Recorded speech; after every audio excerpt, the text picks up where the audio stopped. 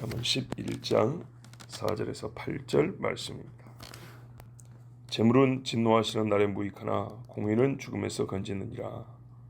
온전한 자의 공의는 자기의 길을 인하려니와 악한 자는 자기의 악으로 말미암아 못지리라.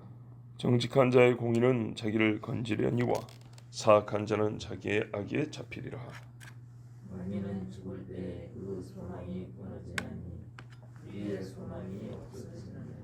의인은 환난에서 구원을 얻으나 악인은 자기의 길로 가느니라. 아멘. 이 땅에서 재물이 쓸모는 있습니다.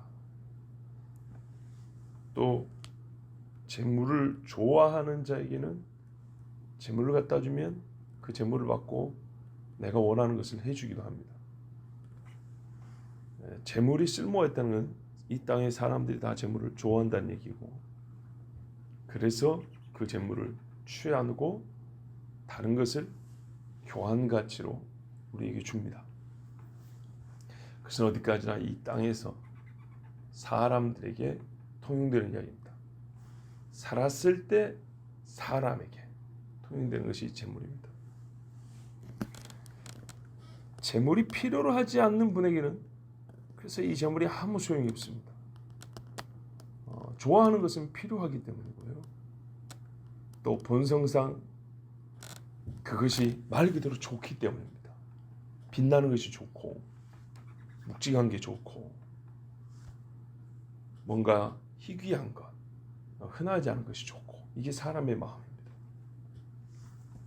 근데 이게 하나님께는 필요가 없는 것이, 하나님은 재물이란 것을 좋아하지 않습니다. 기껏해 하나님이 만든 피조물 중에 어떤 것에 불과합니다. 근데 하나님이 제일 귀하게 만든 건 사람이란 말이죠.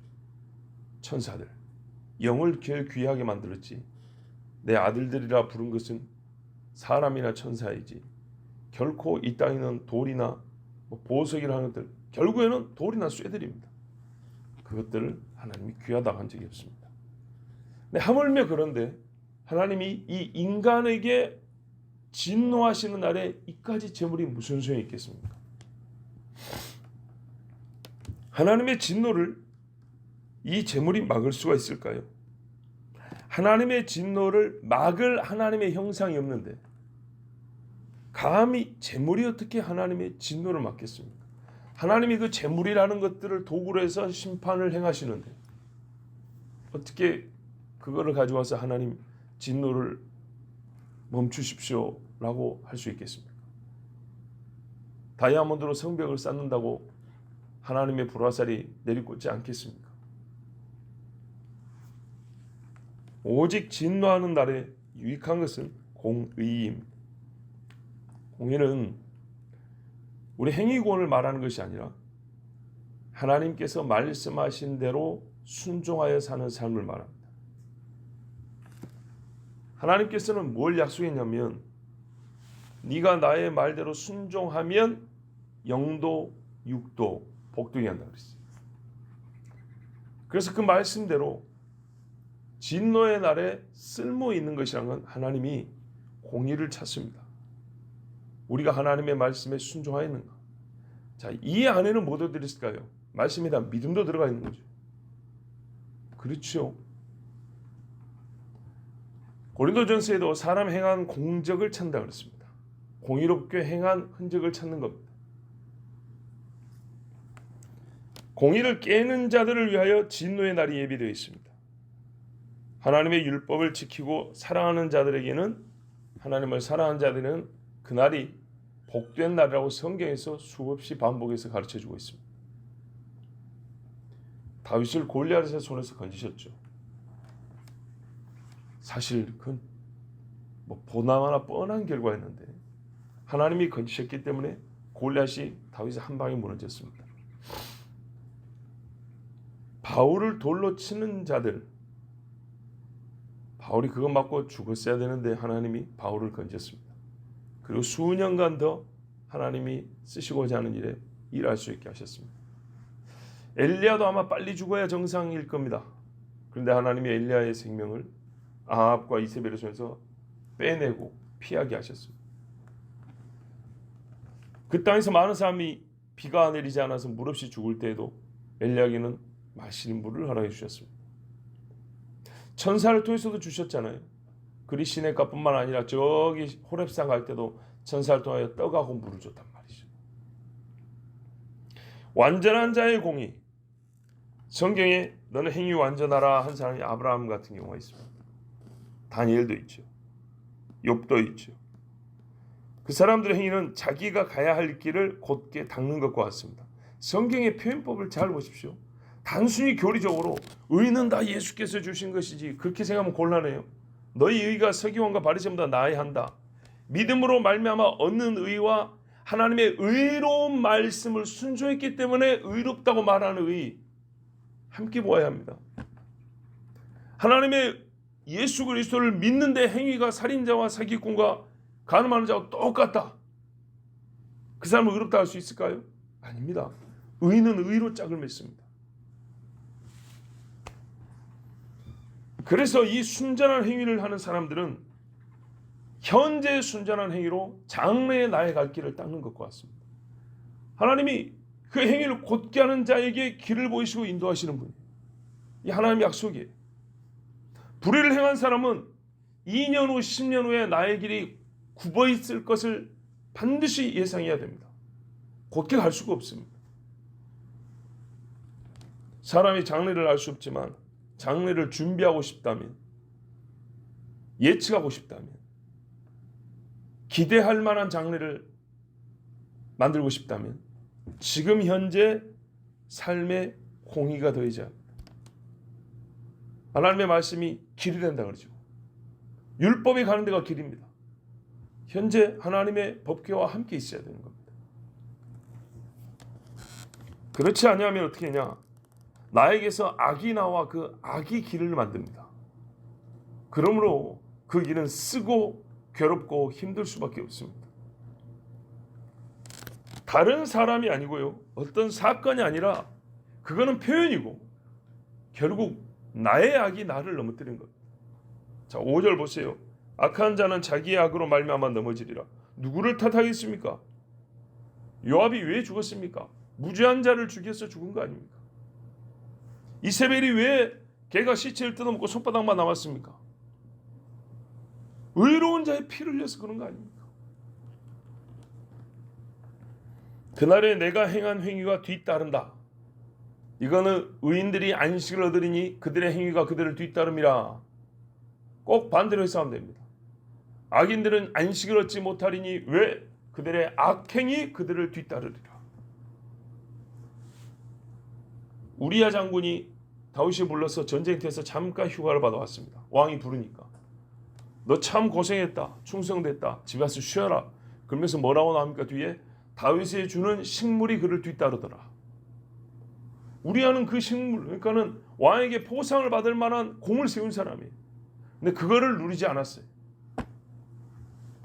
아주 훌륭하죠. 그러니까 왜? 전쟁이 아직 안 끝났기 때문에.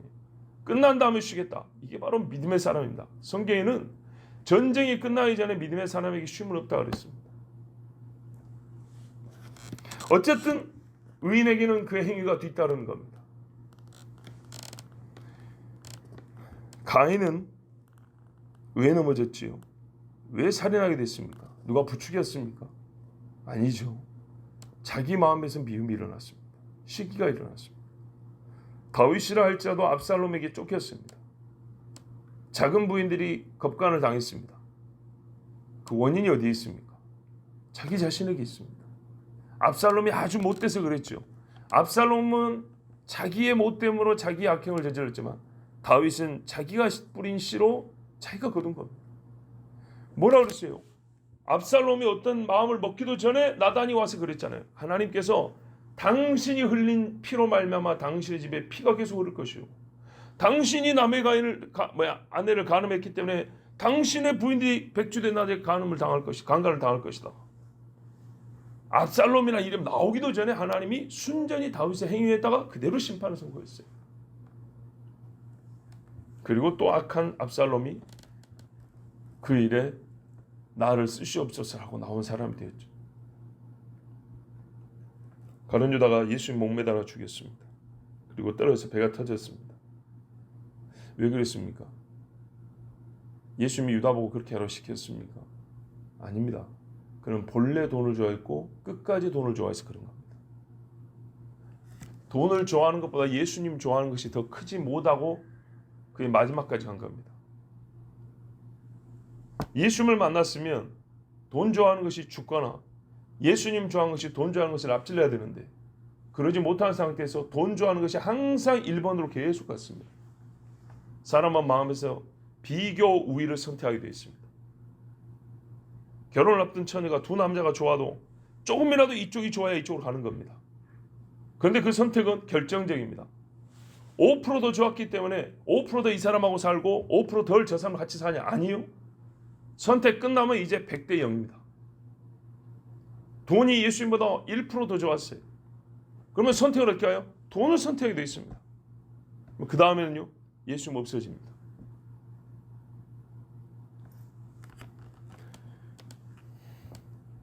그래서 행위가 어떻게 나옵니까?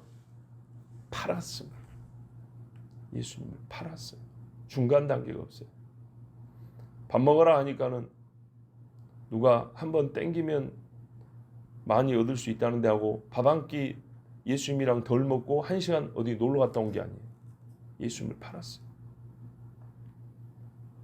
6절에 반복되어 말씀합니다. 정직한 자의 공의는 자기를 건지려니와 사악한 자는 자기 악에 잡히리라. 4절과 5절 둘이 섞어놓은 것 같죠. 4절 후반부에 공의는 죽음에서 건지느니라. 6절 전반부에 정직한 자의 공의는 자기를 건진다. 5절 후반부에 악한 자는 자기 악으로 말미암아 넘어진다. 6절 후반부에 사악한 자는 자기 악에 잡힌다. 4절과 5절의 끝부분을 6절에 다 모아놨습니다. 반복하여 다시 들려줍니다. 다른 여지는 없습니다. 남은 부분은 없습니다. 혹시 다른 선택이 있을까요? 전혀 없습니다. 그러므로 사람이 하나님의 말씀에 순종해야 합니다. 공의는 분명히 율법의 순종함을 가리킵니다. 느부갓네살의 침략에 유다와 예루살렘이 무너지고 불탄 이유가 어디 있습니까? 세상에 예루살렘 성이 불탄 이유가 어디 있습니까? 처음에는요. 적군이 쳐들어올 때 외벽에 금을 긁어갖고 줬어요. 나중에는 속에 있는 기물들이 빼앗겼어요. 그 다음엔요. 성전의 사람들, 제사장, 레위인들이 잡혀갔어요. 그 다음엔요.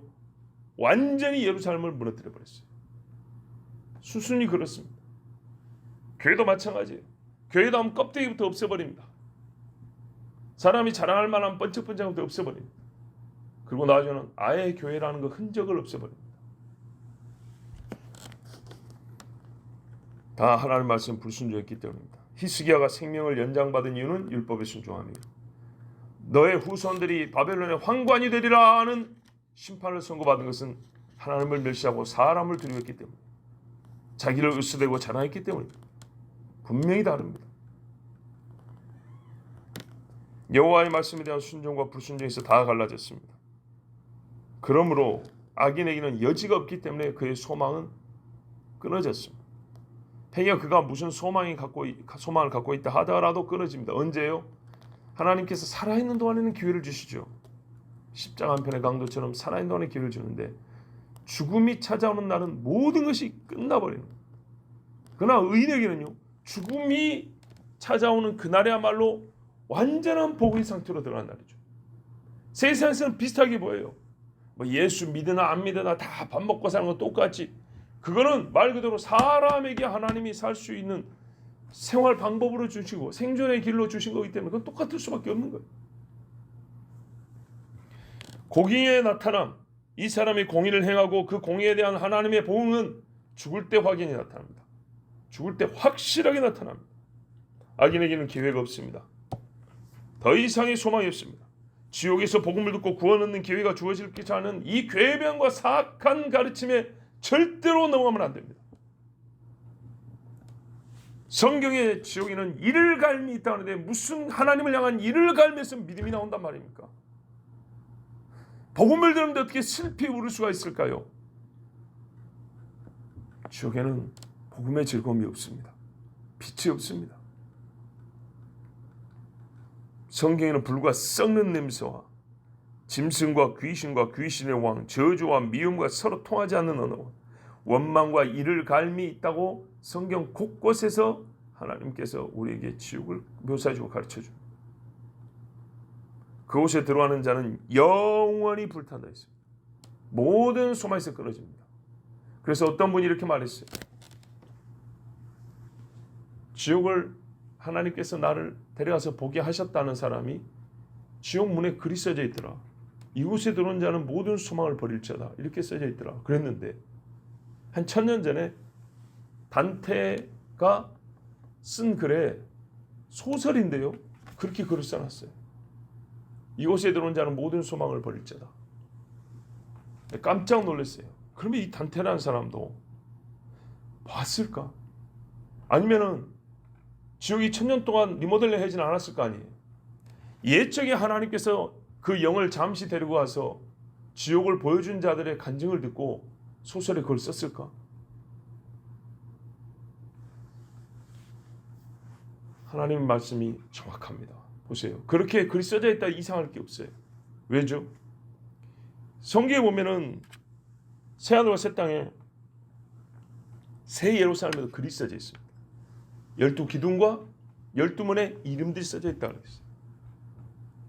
하나님께서 영화롭게 해주기를 원하는 자, 왕이 존귀하게 해주기를 원하는 자에게는 무엇을 주시겠나이까? 그런 것처럼 하나님께서 존귀하게 하기를 원하시는 자에게는 그 이름을 빛나게 해주신다.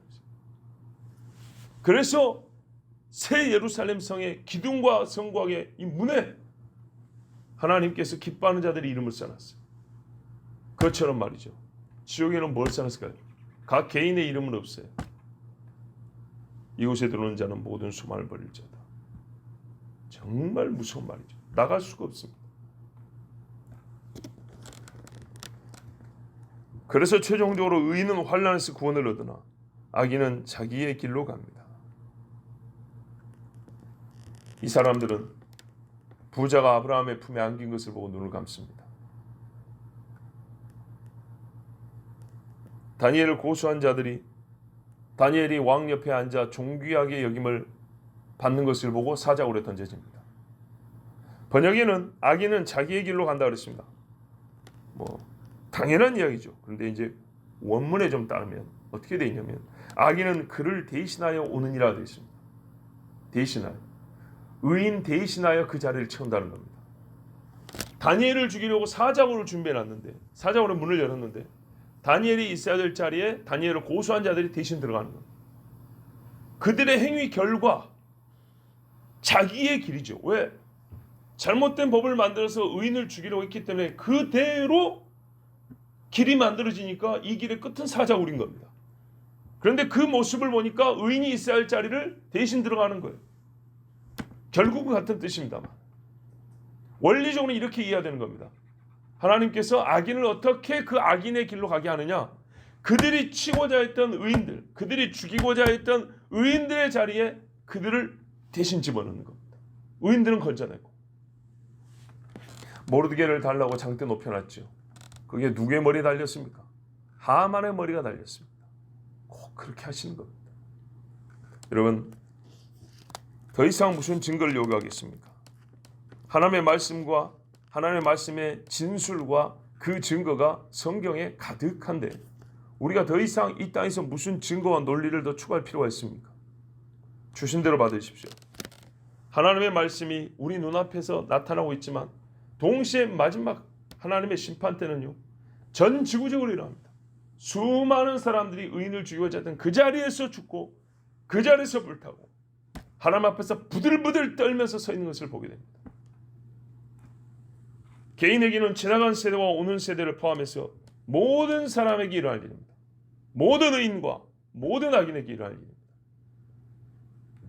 여러분, 그러므로 이 땅에 살면서 아무것도 없다고 나는 남보다 못하다고 자책하지 말고, 물론 부지런해야 됩니다만은 지나치게 자책하지 말고, 또 사람들이 가지고 있는 걸 나는 적게 가지고 있다고 괜히 혼자 서글퍼하지 말고, 탐욕을 부려서 남의 것을 빼앗아 얻으려는 못된 생각하지 말고, 예수 그리스도의 의를 덧입었음에 감사하고 그분의 말씀이 우리 생각과 말과 행실의 길로서 법으로서 주어졌음에 감사하고요. 그 길을 따라 살아가십시오. 이 공의로움이 하나님의 심판이 떨어지는 날에 나를 건집니다. 하나님이 우리의 행위를 보고 분명히 오른편과 왼편으로 가릴 때 우리를 오른편에 두십니다. 전에 말씀드린 것입니다. 양과 염소를 가린다고 했습니다. 양과 염소는 생물학적으로 볼 때 가장 비슷한 짐승입니다.